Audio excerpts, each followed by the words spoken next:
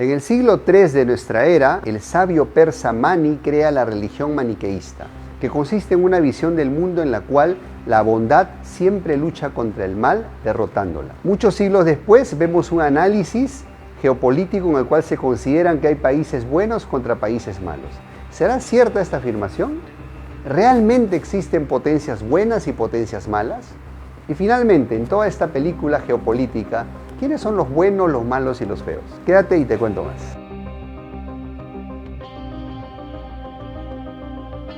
El maniqueísmo en la geopolítica pretende reducir el debate a simplemente una lucha de buenos contra malos. Hay quienes creen que porque criticas un poquito a Rusia o criticas un poco a China, significa que eres un fascista, significa que eres amigo de los imperialistas, pro-yanqui, etc., ¿no? Y si criticas un poco a Occidente o a Estados Unidos, significa entonces lo opuesto, ¿no? Que eres un amigo de los rusos, un pseudocomunista, amigo de los chinos, etc., ¿no? Reduciendo todo el debate, obviamente, a un simplismo peligroso, porque lo único que genera eso es una alienación de nuestras mejores mentes, un debate estéril que no nos ha traído ningún beneficio, y a un simplismo tal que pareciera que su máxima es o estás conmigo o estás contra mí, ¿no? Sin caber los puntos medios. Eso ha generado que nuestra América Latina siempre esté buscando un padrino, ¿no? O buscamos al padrino americano, Estados Unidos, o buscamos al padrino en su momento soviético, ahora ruso o chino, convirtiéndonos finalmente solo en peones de sus intereses. Recordemos un poquito qué nos pasó en el siglo XIX, cuando estábamos luchando por independizarnos de España.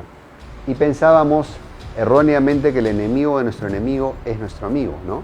Entonces, como Gran Bretaña era el gran rival de España en esa época, nos hicimos muy amigos de la Gran Bretaña. La banca británica financió gran parte de las guerras de independencia, o por lo menos nos apoyó. Y luego, ¿cómo nos pagó Gran Bretaña?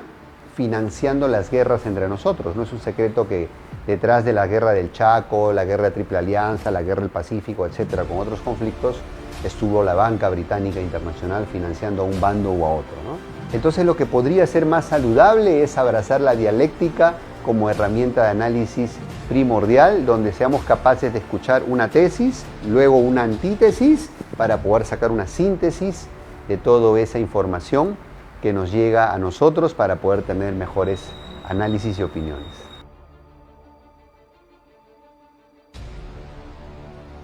Entonces, querido amigo, de una vez por todas entendamos, no existen potencias buenas o potencias malas. Todas, sin excepción, se mueven por intereses económicos principalmente o geoestratégicos, es decir, se buscan ocupar territorios que luego les puedan dar alguna ventaja en el comercio o en una futura guerra. Por lo tanto, nosotros podemos entender sus conductas o inclusive medio pronosticar sus tendencias de conductas si analizamos esos intereses que hay detrás. La famosa ruta del dinero, ¿no? O qué beneficios va a tener tal o cual potencia por hacer lo que hace. Es muy importante entender esto para poder tener un análisis objetivo y no dejarnos llevar por la propaganda, porque obviamente en este mundo en el que vivimos de permanentes conflictos geopolíticos, la primera víctima es la verdad.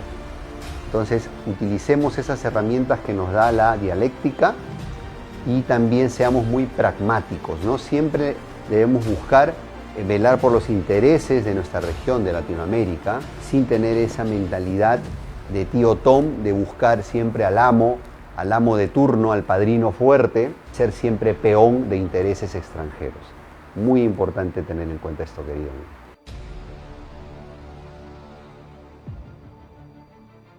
Bueno, querido amigo, viendo aclarado que no existen potencias buenas ni malas, todas se mueven por el egoísmo de sus intereses, obviamente. Bueno, ahora aclararemos quién es el feo de la película, ¿no?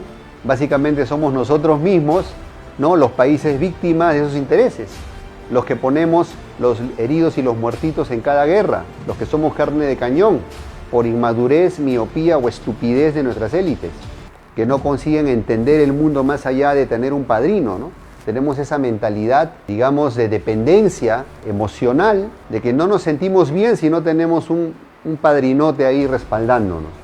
No tenemos esa capacidad de independencia intelectual de ver más allá de ese debate inútil. Entonces, muy importante entenderlo y ya le pasó en su momento a todos los países que hemos sido víctimas de esa lucha geopolítica de poder de las potencias. Le pasó a Vietnam en su momento, le pasó a Afganistán, aquí en América le pasó a Cuba en su momento, le ha pasado a Venezuela no hace mucho. Perú en los 80 tuvimos la nefasta presencia de las guerrillas comunistas aquí, causando tanto daño, ¿no? Y le pasó a Centroamérica, las guerras que tuvo Centroamérica en los 80, en los 90, las guerrillas en Colombia, sin que eso signifique que estamos hablando de que hubo buenos y malos, querido amigo. Simplemente que nuestras élites fueron tan necias, tan ciegas o tan estúpidas de no entender que si nosotros nos ponemos en medio de la lucha de titanes, los que llevamos los golpes somos nosotros. Ese es el problema. En lugar de arreglar nuestros problemas internos con diálogo, con madurez, como debería ser. Entonces, eso es lo importante entenderlo, querido amigo, y de que dejemos de ser los feos de la película para poder pasar a una etapa de mayor madurez, de mayor claridad.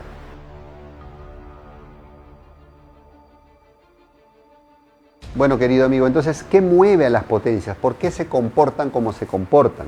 Básicamente usan una combinación de soft power y de hard power. Soft power, poder suave, a través de la influencia cultural, a través de la diplomacia, a través de las inversiones, a través del financiamiento.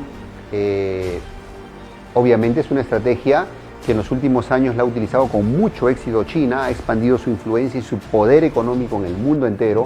Todos recordamos el famoso proyecto de la Ruta de la Seda y otros proyectos que trae China. Y el hard power, que es el uso de la fuerza militar dura en una situación donde impongo mis intereses porque tengo más fuerza que tú. Claramente Rusia en los últimos años ha usado mucho hard power, lo ha usado en Siria, lo ha usado en Georgia, lo ha usado ahora en Crimea, en Ucrania, hasta en parte de Kazajistán, etc. ¿Quién olvida que Estados Unidos también lo ha usado, ¿no? Lo usó en Panamá, lo ha usado en Granada, luego pues obviamente a nivel del mundo pues en Afganistán, Irak, etcétera, ¿no? Y por eso la presencia de bases americanas en el mundo entero, igual que China también está construyendo sus bases, etcétera. Es decir, no nos engañemos, queridos amigos, ¿no? Las potencias combinan motivación a través de promesas de financiamiento o de inversión con amenazas, ¿no? Amenazas militares. Y si eso no funciona, pues intervengo militarmente. En guerras, digamos, locales, digamos, de alcance pequeño o de alcance más global, ¿no? Entonces es muy importante tener en cuenta esto, querido amigo, y no dejarnos guiar por las fintas, que a veces no sale una declaración de tal político diciendo que es que va a invadir, es que va a preparar sus fuerzas, es que si te da un plazo, un ultimátum. Es parte de una negociación, es parte de, no confundamos posición con intereses. La posición es lo que la potencia dice, los intereses es lo que la potencia hace. ¿Ok? Todos recordamos que hace unos 2 años más o menos se supone que iba a haber la Tercera Guerra Mundial porque Estados Unidos y Norcorea se iban a lanzar misiles, ¿no? Las amenazas entre Trump y Kim Jong-un, etc. Al final, ¿qué pasó? Meses después se estaban dando la mano en el sudeste asiático.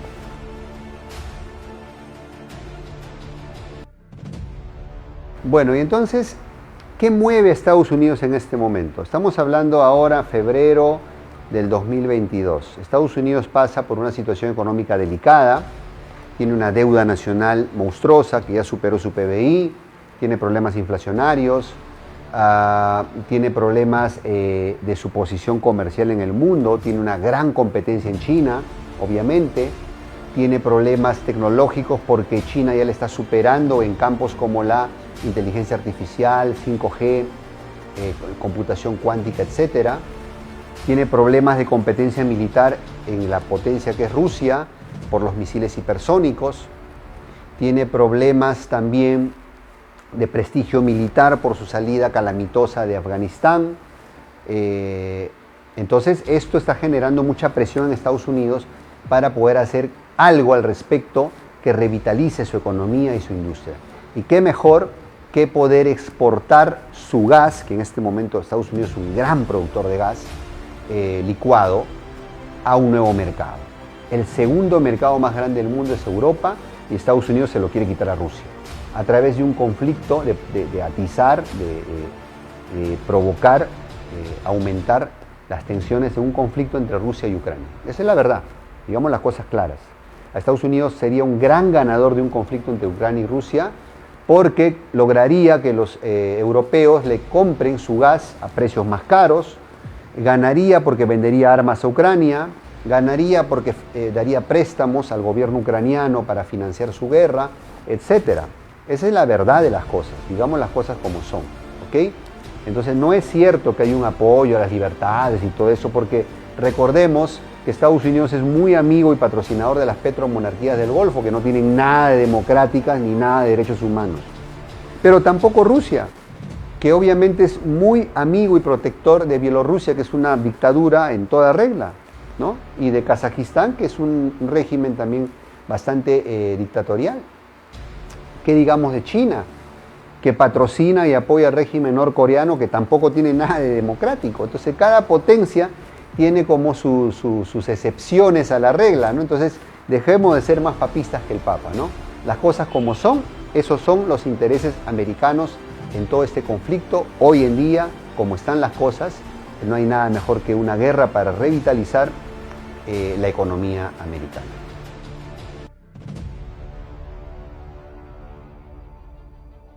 Bueno, ¿y qué pasa con Rusia? ¿Qué mueve a Rusia en este momento? Digamos las cosas como son. Rusia anda envalentonada por sus éxitos en Siria, evitó la caída de Al-Assad, sus éxitos en Georgia cuando logra invadir a Abjasia y Osetia, su intervención en Kazajistán.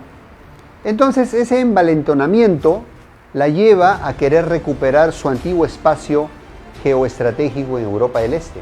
Quiere resucitar lo que fue con la Unión Soviética, esa es la verdad.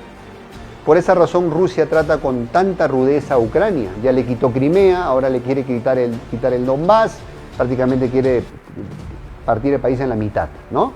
Y lo hace con total impunidad porque lo considera su patio trasero, esa es la verdad, ¿no? Tal cual la misma rudeza que Estados Unidos ha tenido con Cuba, ¿no? Digamos las cosas también por su nombre.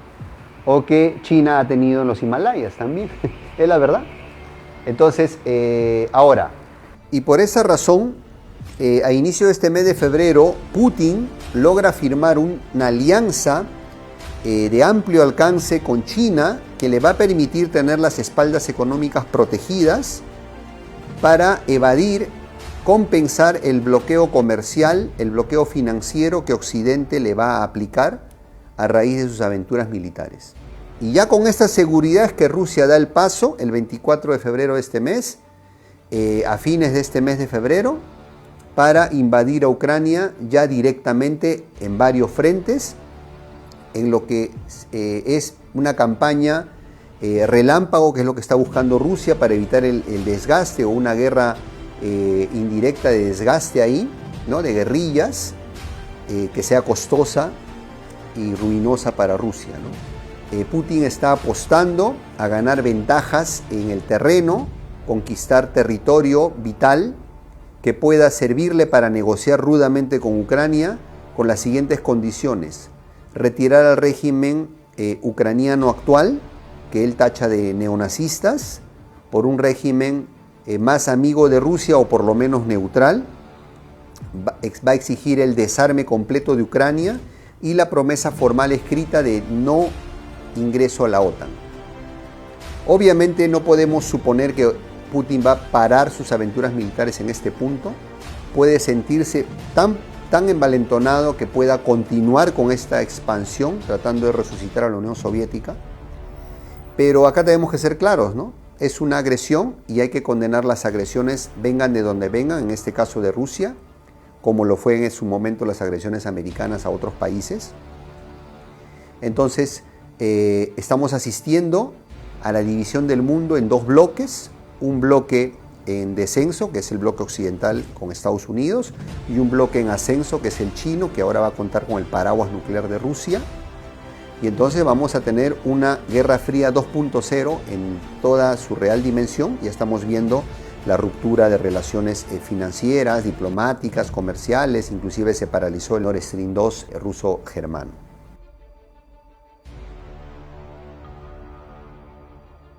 Y a todo esto, ¿qué busca Europa? Europa es un continente en decadencia demográfica, lo cual impacta en una reducción progresiva de su PEA. es un continente cansado, intervenido desde la Segunda Guerra Mundial. Es realmente muy sorprendente y vergonzoso en la forma como Europa sigue de comparsa de Estados Unidos, casi sin personalidad propia.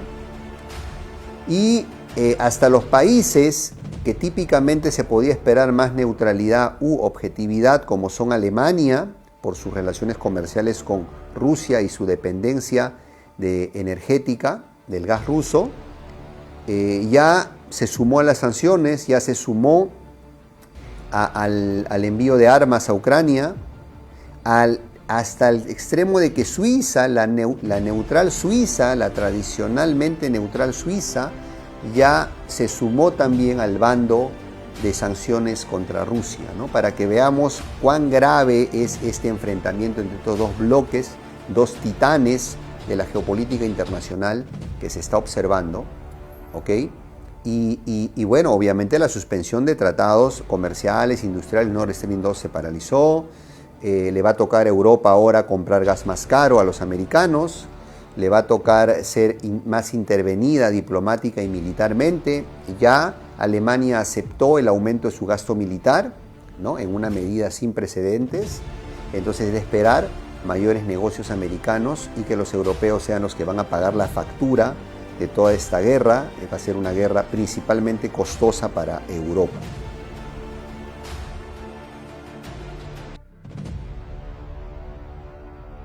¿Qué está buscando Ucrania en este momento? Ucrania es un país lamentablemente dividido, amargamente dividido entre Occidente y Oriente. Hay, desde el 2014, desde el golpe de Estado, hay un gobierno pro-occidental antirruso.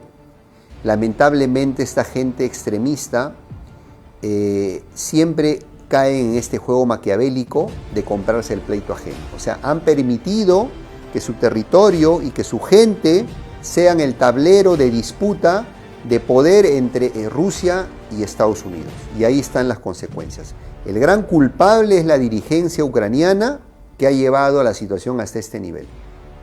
Esperemos, por el bien del pueblo ucraniano, que entre un nuevo gobierno pragmático, maduro y neutral, que declare al país neutro de intereses extranjeros y que exija la salida de los infiltrados y de los invasores rusos y americanos de su territorio por el bien del pueblo ucraniano. Y hay que condenar esta invasión a Ucrania con la misma firmeza como debimos condenar la invasión a Libia, la invasión a Irak, porque no puede ser que existan potencias que se sientan con el derecho divino de intervenir y de obligar a la fuerza a cualquier país a prestarse a sus intereses. ¿Ok? Esto hay que ser muy claro. Lamentablemente Ucrania en este momento está sufriendo una invasión. A la grabación de este video ha pasado todavía recién unos días. Están en diálogos, en negociaciones de paz, pero la verdad yo dudo mucho que entre posiciones tan extremas se logre un acuerdo. Ojalá que sea así, por el bien del pueblo ucraniano. Y toda nuestra solidaridad en este momento debe ser hacia el pueblo ucraniano, que es la única y real víctima de todo este problema. Y bueno, esa es lamentablemente la situación de Ucrania. Va camino a tener el mismo destino de Siria, de Afganistán, de Irak, que esperemos que no sea así por el bien de esta gente tan noble y sufrida.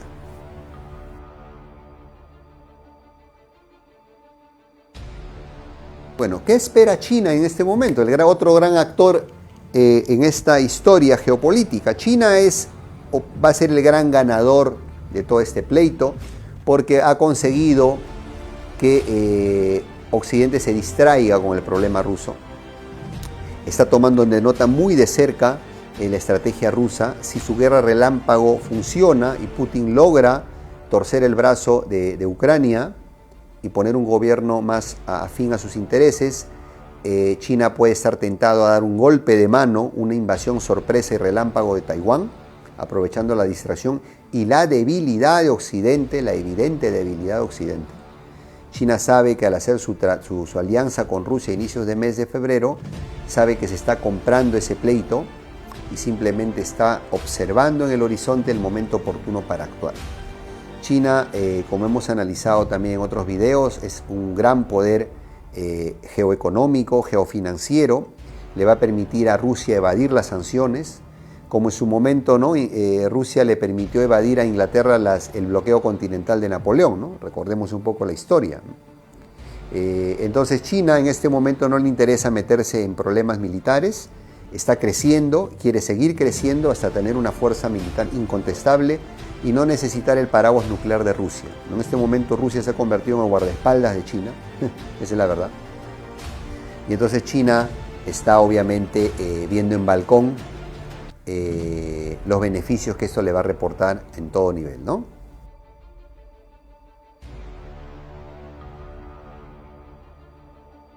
Y bueno, y en Latinoamérica, ¿cómo hemos sido, querido amigo? ¿Cómo hemos actuado? ¿O cómo estamos actuando?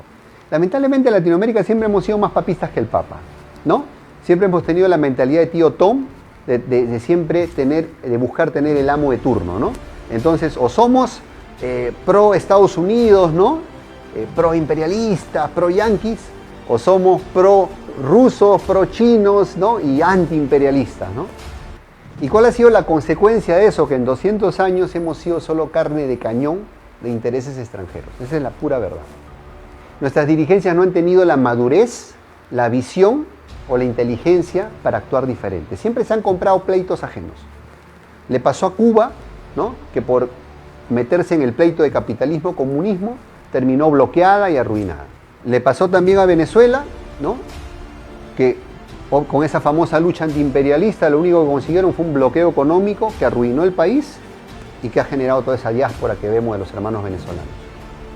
En Perú hubo un presidente muy hablador, ¿no? En los 80s, que con su famoso discurso antiimperialista, ¿no? De no pagar su deuda, lo único que consiguió fue una hiperinflación monstruosa para el país.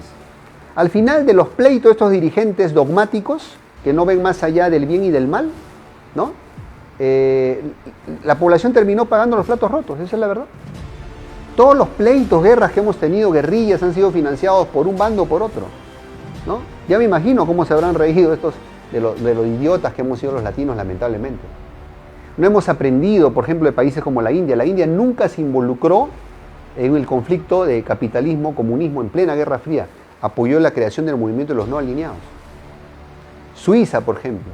Finlandia, por ejemplo. En su momento Yugoslavia con Tito, por ejemplo, ¿no?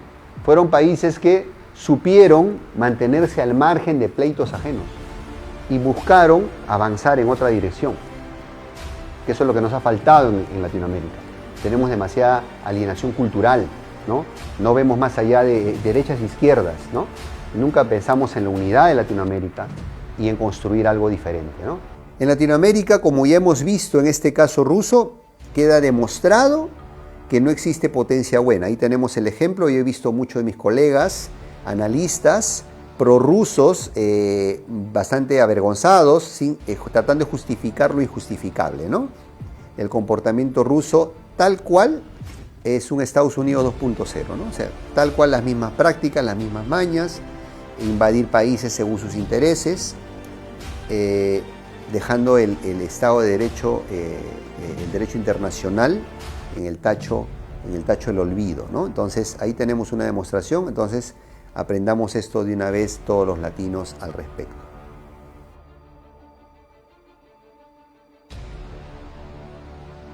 Muy bien, querido amigo, entonces, ¿cuál es la conclusión de este video? No existen potencias buenas ni malas, todas se mueven siempre por el egoísmo y sus intereses. Punto. Están con nosotros mientras les servimos y dejarán de estar con nosotros el día que dejemos de darle algún beneficio. No hay más. ¿Quiénes son los feos de la película? Todos los países tontos que nos compramos pleitos ajenos y nos volvemos carne de cañón, ¿no?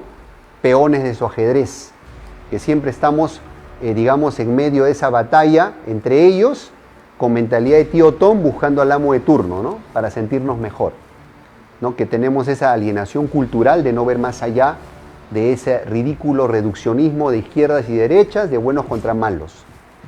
Pensemos más allá, pensemos en unidad, pensemos en cómo crear esa unidad. Y para unirnos tenemos que dejar de pelear entre nosotros, tenemos que dejar de dividirnos, ¿no? De burlarnos entre nosotros para sentirnos menos mal de nuestras miserias. Todos los países somos subdesarrollados, los latinos, y solo vamos a dejar de ser subdesarrollados si nos unimos y volvemos a tener fuerza. Fuimos grandes, podemos volver a ser poderosos. pero hay que superar ese raquitismo mental que tenemos. Te invito a reflexionar, espero tus comentarios abajo, siempre con respeto, ya sea que coincidamos o no, no hay ningún problema, porque creemos en la dialéctica aquí, ¿ok? De la tesis y antítesis vamos a sacar siempre una síntesis en beneficio de Latinoamérica. Yo acá no defiendo ninguna potencia, si se han dado cuenta, ¿no? Yo acá defiendo a Latinoamérica, porque me considero un latino consciente y comprometido. Espero que tú también lo seas, querido amigo, querido hermano. Te mando un gran abrazo y siempre unidad, querido amigo. Unidad siempre.